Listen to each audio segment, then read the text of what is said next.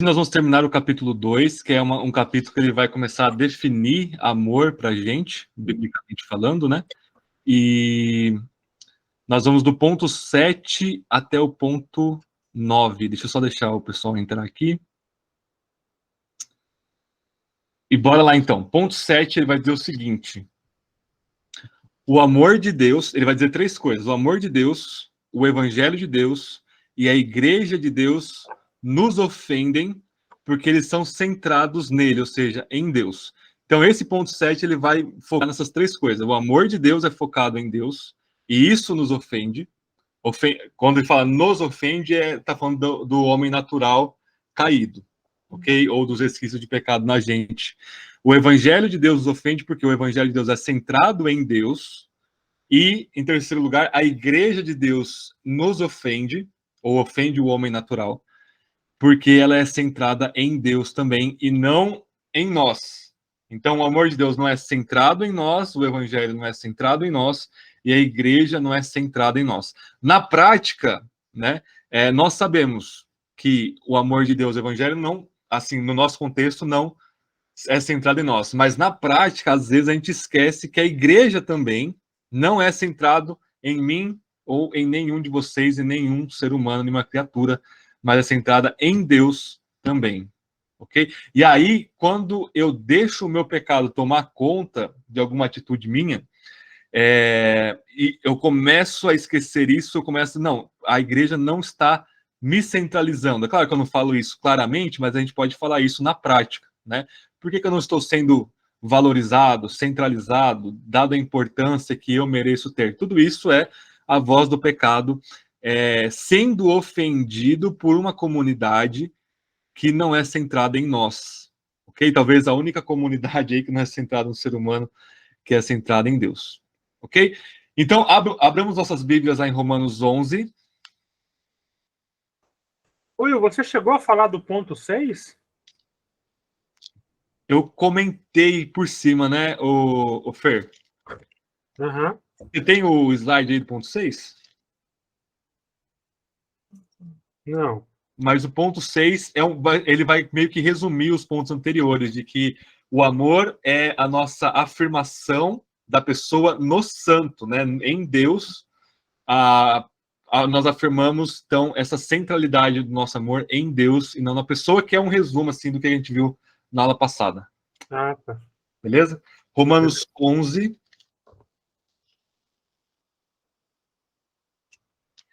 Quem pode ler o verso 33 ao 36?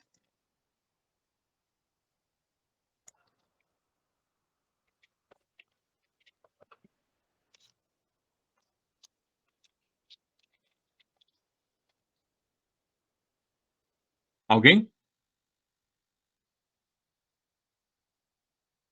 Vou ler aqui então. Romanos 11, 33 diz assim: ó profundidade da riqueza, da sabedoria e do conhecimento de Deus, quão insondáveis são os seus juízos e quão inescrutáveis os seus caminhos. Pois quem conheceu a mente do Senhor e quem se tornou seu conselheiro, quem primeiro lhe deu alguma coisa para que lhe seja recompensado? Porque todas as coisas são dele, por ele e para ele, a ele seja a glória eternamente. Amém. Então, tudo que existe vem de Deus, por meio de Deus e volta para Deus. Essas três preposições aqui de Paulo são muito profundas teologicamente, e aí o Lima ele vai usar a imagem do bumerangue para resumir esse versículo para nós, porque é uma coisa que vai e volta para o próprio Deus, ok? E se todas as coisas são de, por e para Deus, o amor de Deus está incluído aqui também, não está?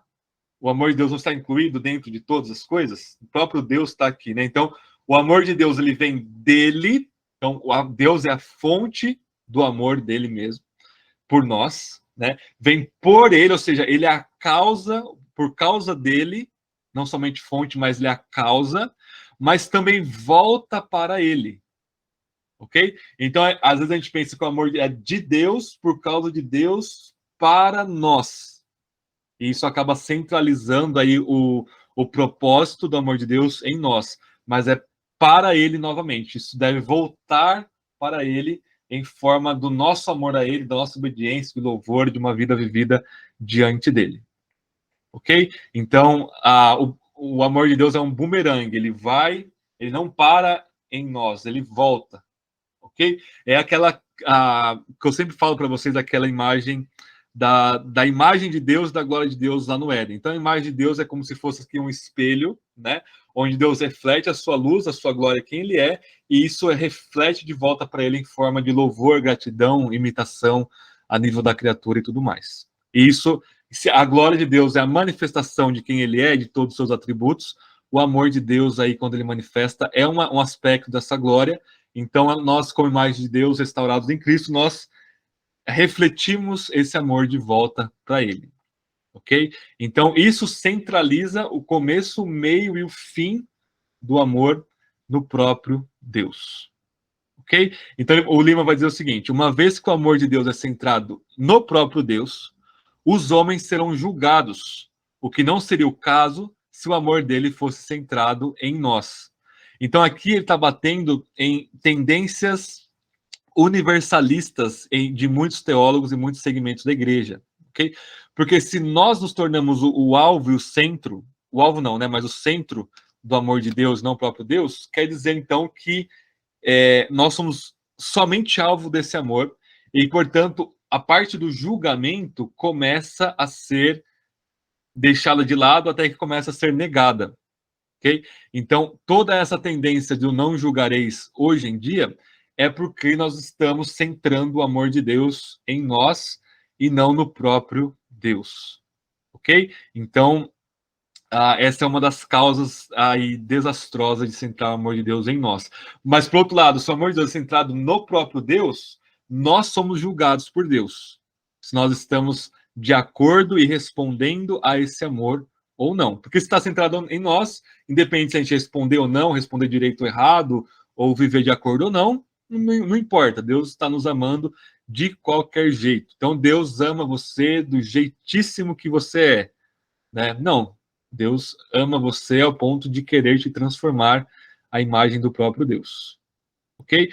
E aí ele vai usar uma ilustração bem infantil, mas bem legal, que ele vai dizer o seguinte: essa última frase aí, né? A festa não é nossa.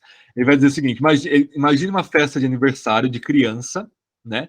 E aí a menininha tá fazendo aniversário lá, e aí todos os presentes são para aquela menininha, todos os convidados estão ali em torno dela, e aí tem um amiguinho dela que foi convidado, um primo, sei lá, que também é uma criança, e ele começa a ficar incomodado com aquela centralização das pessoas naquele evento, naquela menininha. Ele começa a resmungar, né? Ele ele queria que tudo fosse para ele. Então ele pega um presente, tá lá, é para a menininha. Pega outro presente, é para a menininha. E aí ele começa a ficar muito bravo com aquilo, fazer até mesmo birra, né, sobre isso. E aí a mãe do menino pega ele, percebe, pega ele pelo braço e fala assim: essa festa não é sua, ok? Então o menino precisava se tocar de que por que está tudo centrado naquela menina que está fazendo aniversário? Porque a festa é dela, não do menino. O menino está ali participando daquela festa. E isso se aplica à teologia, a Deus, ao plano redentor de Deus ao longo de toda a história, né? A festa é de Deus. Ele é o presenteado, ele é o homenageado, ele é o que é o honrado e louvado. Nós estamos apenas participando dessa centralização, desse louvor, dessa honra que nós estamos prestando à pessoa de Deus. Festa, por que festa? Lembrando, Jesus fala que quando um pecador se arrepende, a festa nos céus. É porque os anjos estão louvando a Deus por ter sido misericordioso, e não porque o sujeito é lá tão importante que os anjos vão fazer uma festa por causa que, nossa, o cara era tão top, tão da hora que bom que ele se converteu. Não, é o oposto, né? O cara era tão ruim, mas tão ruim, o cara eu e vocês, né? Que eu vou louvar aqui, vou fazer uma festa para Deus aqui no céu, porque ele foi infinitamente, incompreensivelmente misericordioso ao salvar aquela criatura vil. OK? Então a festa não é nossa. O culto não é nosso, não é para nós, é para Deus. Certo? Alguma pergunta, comentário? 7. De novo, o amor de Deus, o evangelho de Deus e a igreja de Deus são centradas nele e, portanto, nos ofendem. Tudo bem? Isso é muito importante. Ponto 8. O amor de Deus e o julgamento de Deus agem em harmonia, não em oposição. E isso também é ofensivo para a gente. Então ele começa a introduzir a questão aqui do julgamento, quando ele fala assim, por amor de Deus ser centrado nele, nós somos julgados por causa disso, né? E aí agora ele vai trabalhar a questão do julgamento de Deus e da sua relação com o amor de Deus. Ele vai dizer o seguinte: o primeiro ponto a ser estabelecido aqui é que o amor e o julgamento de Deus não são opostos. Em vez disso, eles agem em harmonia, conforme vimos no caso do amor e da santidade nas aulas passadas. A chave nessa questão é considerar a relação entre o amor e a lei, visto que estou tratando o julgamento como um veredito produzido conforme a lei, um pronunciamento daquilo que a lei exige. No mundo caído, a vida real geralmente nos presenteia com situações em que o amor e a lei estão em conflito. Nossas afeições parecem ditar uma coisa, ao passo que a lei parece ditar outra, quer estejamos falando a respeito da lei dos homens ou a respeito da lei de Deus.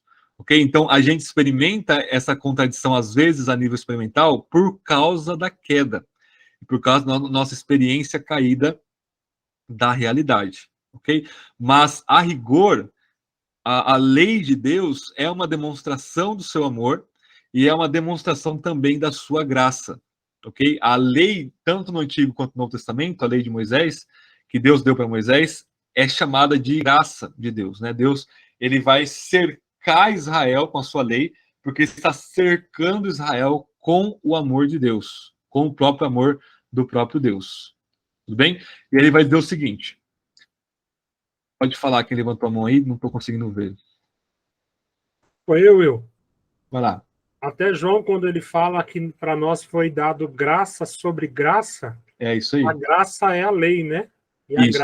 graça sobre graça é a lei e agora o evangelho. Lembra que eu expliquei que esse versículo lá de João não é graça sobre graça, mas graça no lugar de graça.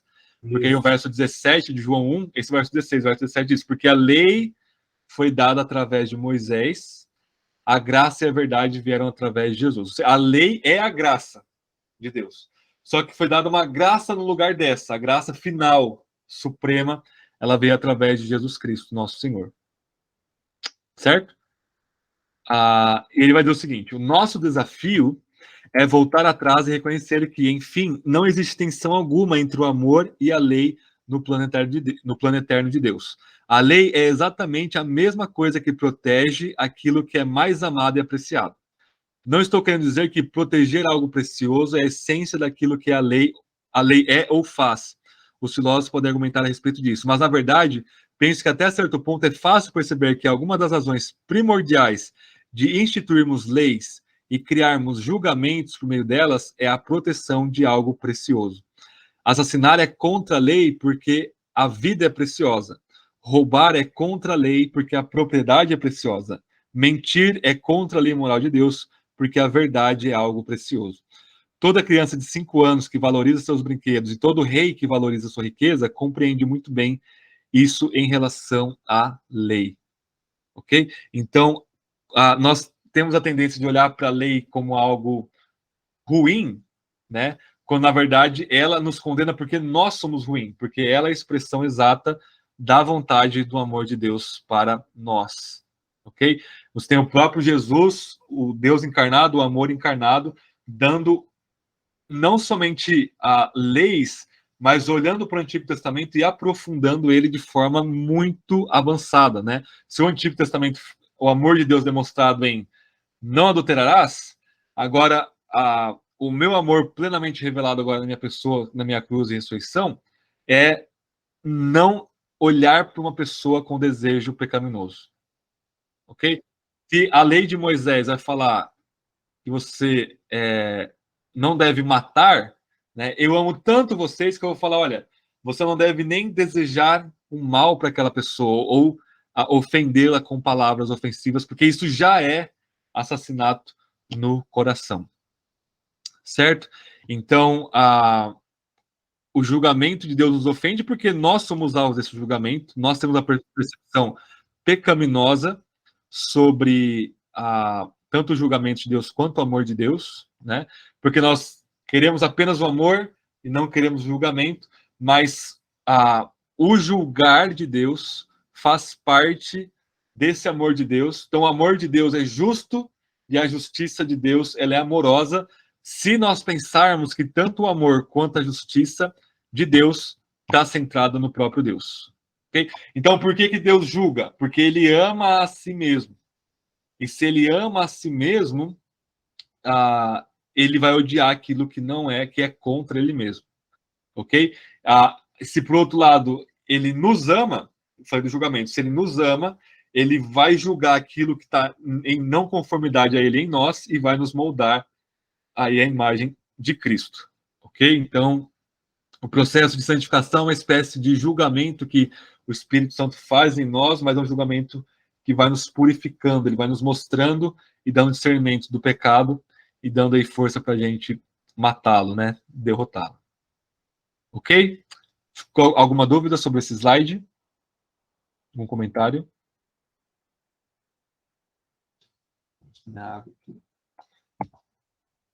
Então, ponto 9. O último ponto aqui desse capítulo 2 do livro. Certo? Uma aplicação direta para a igreja aí.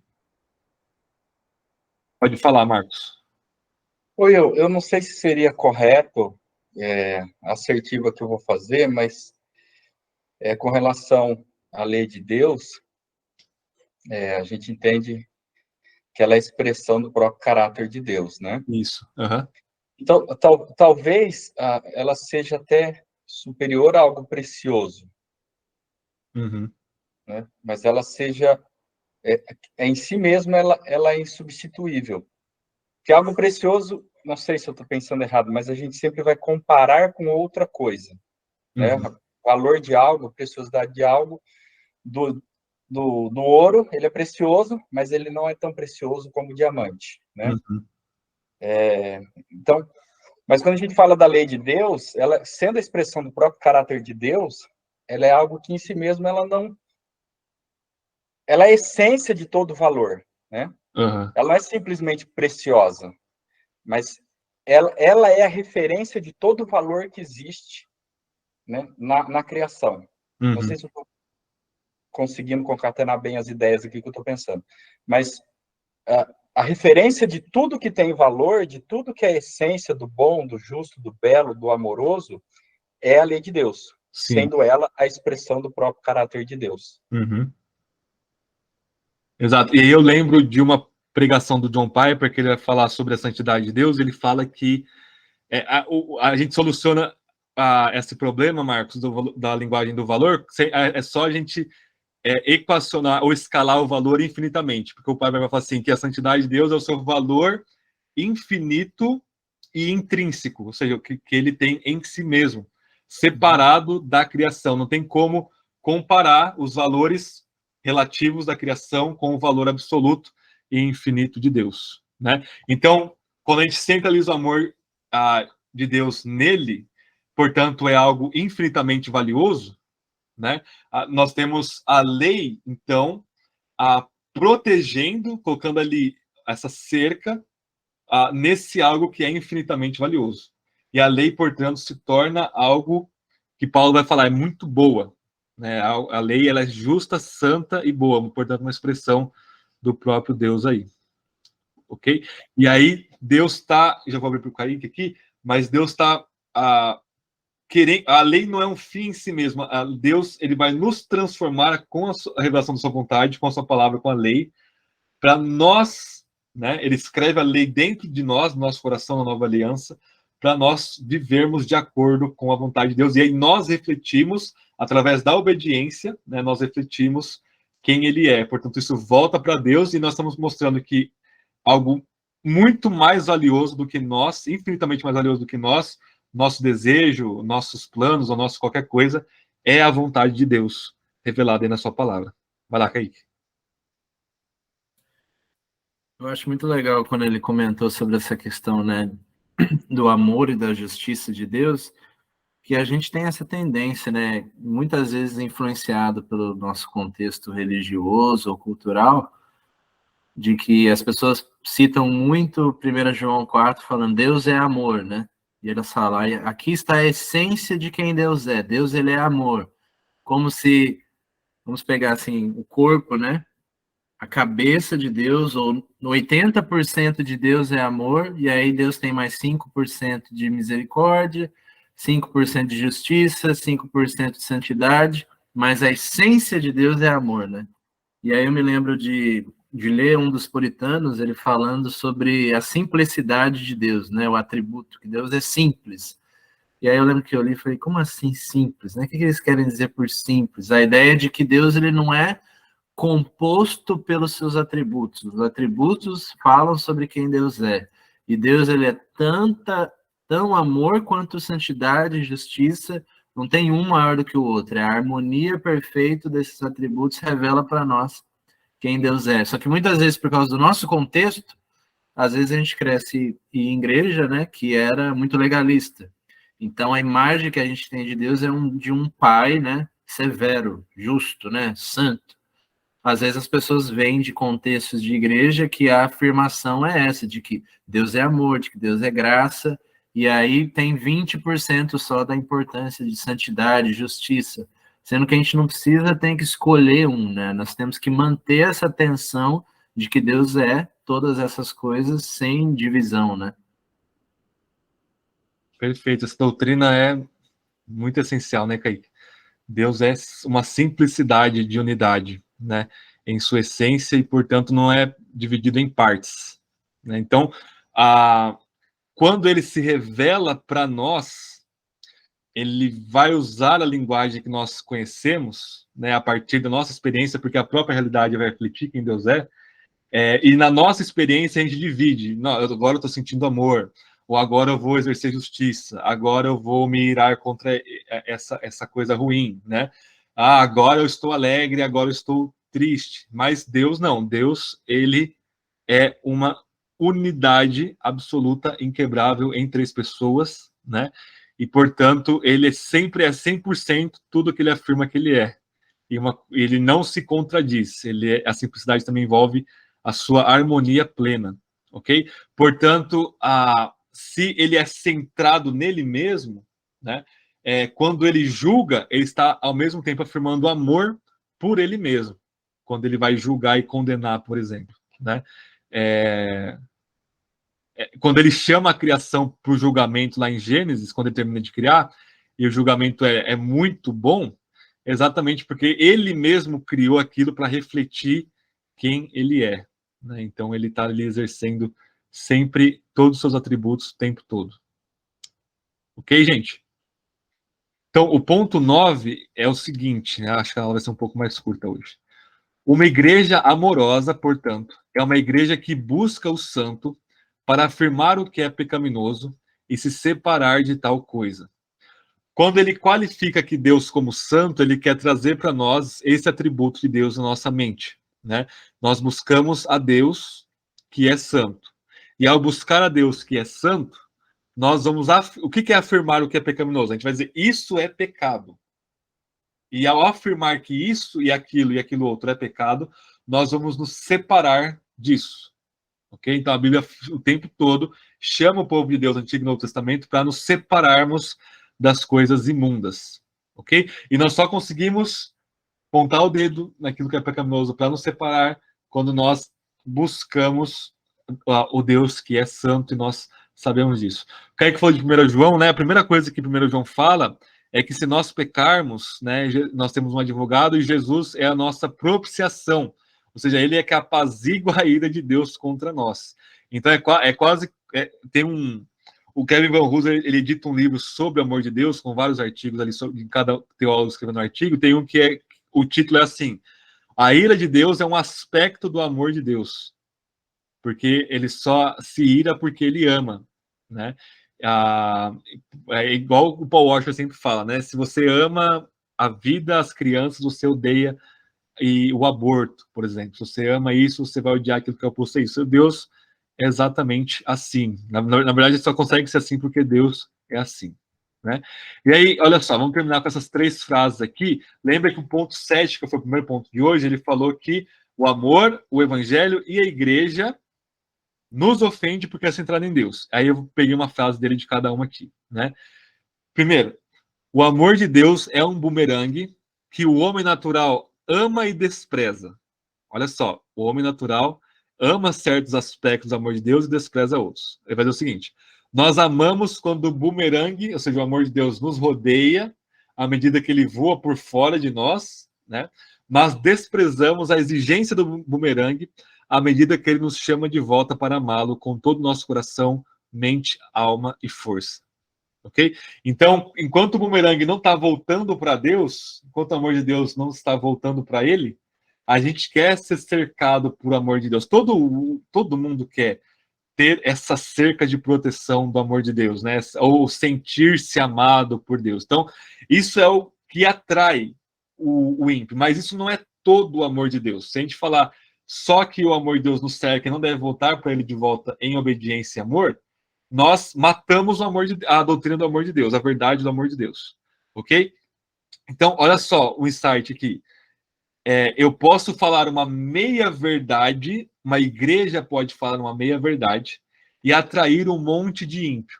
Então, você é o amor de Deus está te cercando, Deus te dá tudo que você tem, é Deus que dá e tudo mais, isso vai atraindo o ímpio, certo? Porque ele só quer isso. Mas o amor de Deus completo, full, né, ok, você tem que amá-lo de volta, não um pouquinho, né, com todo o seu ser, coração, mente, alma e força, né? E aí o egoísmo do homem caído fala, não, eu vou me amar. Então o amor de Deus, ele está vindo para mim porque eu sou o centro do universo. Eu sou o centro gravitacional espiritual da coisa, teológico da coisa, ok? Então isso repulsa, ele despreza, repulsa e nega, então, o amor de Deus nesse sentido. É por isso que as igrejas, para atrair mais pessoas, de quantidade, vão, então, a não exigir esse bumerangue que retorne para Deus em forma de obediência completa e entrega total do nosso ser a Deus. Ok? E aí, os exemplos na história são muitos, muitos mesmo. No século passado, teve muitas controvérsias na igreja presbiteriana nos Estados Unidos, Kaique, que envolveu o pessoal sair, por exemplo, de Princeton e abrir o seminário de Westminster, e você tinha ali o pessoal do Westminster focando muito a questão da doutrina correta, né? Nós precisamos entender corretamente o Evangelho, a Bíblia, para podermos viver corretamente. E um pessoal dessa mesma presbiteriana, que acaba rachando depois, enfatizaria, não, o Evangelho é simples. E a gente não precisa tanto de doutrina assim. A gente precisa alcançar o perdido a todo e qualquer custo, até mesmo à custa da verdade. Então, por exemplo, Cornelius Van Til, ele vai, e o Machen, que tem um livro chamado Cristianismo e Liberalismo em português, que eram campeões assim, da ortodoxia reformada.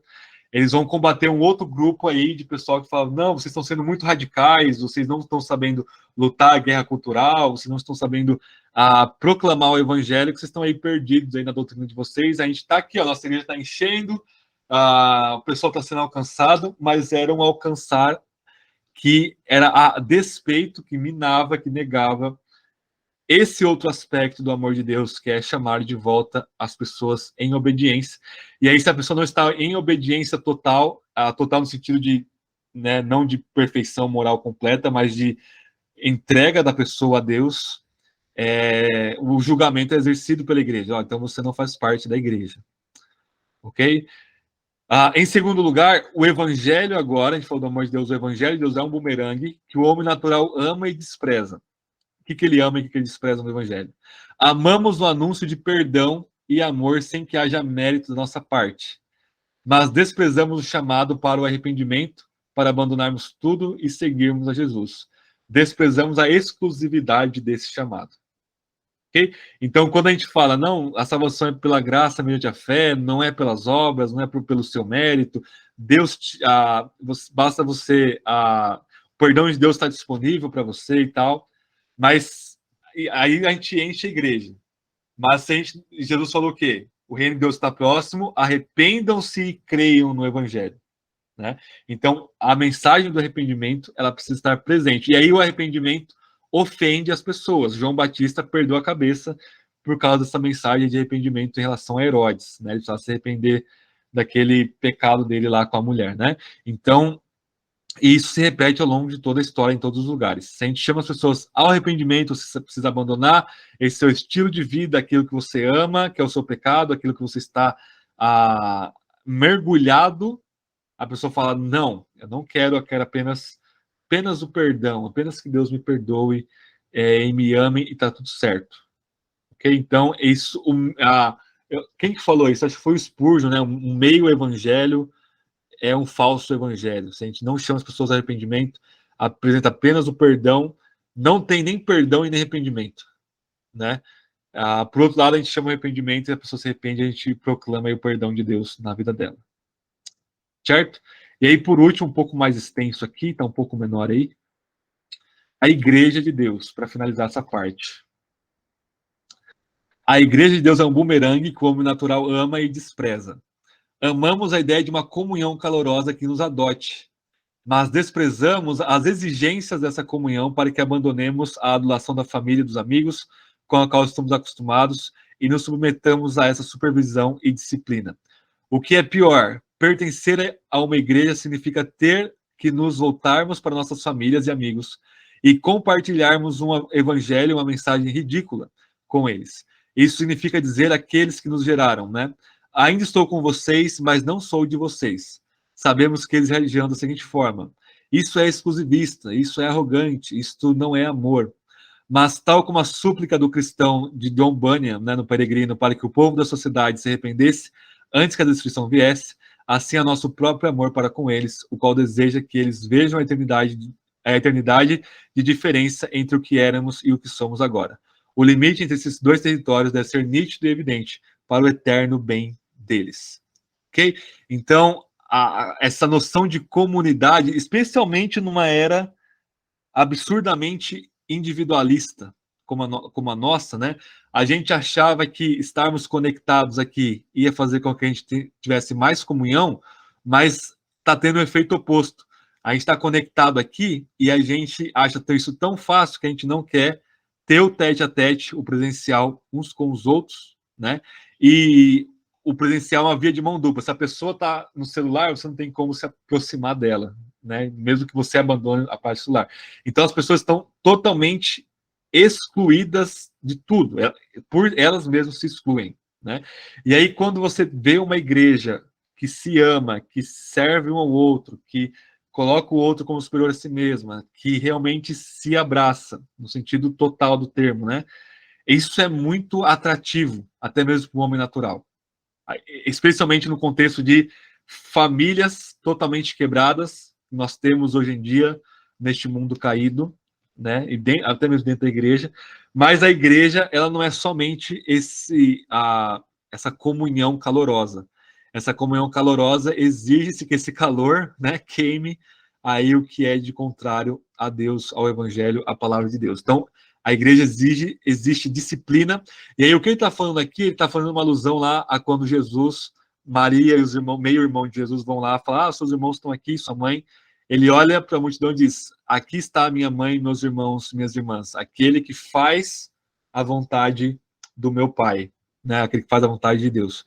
Então, o próprio Jesus, ele relativiza o seu vínculo sanguíneo com Maria, a sua relação de filho, né? Ainda que ele não negue a sua relação biológica com Maria e a sua relação familiar com seus meios irmãos, ele diz de forma última: a minha família é a família da fé. Isso, imagine Maria ouvindo isso, né? Por mais piedosa que ela fosse, isso é escandalizador, porque você tinha em Israel um conceito de, ok, a nossa família aqui é o povo, mesmo que você diga, não sou da sua família, eu pertenço ao povo de Deus, aqui está tudo tribalmente incluído.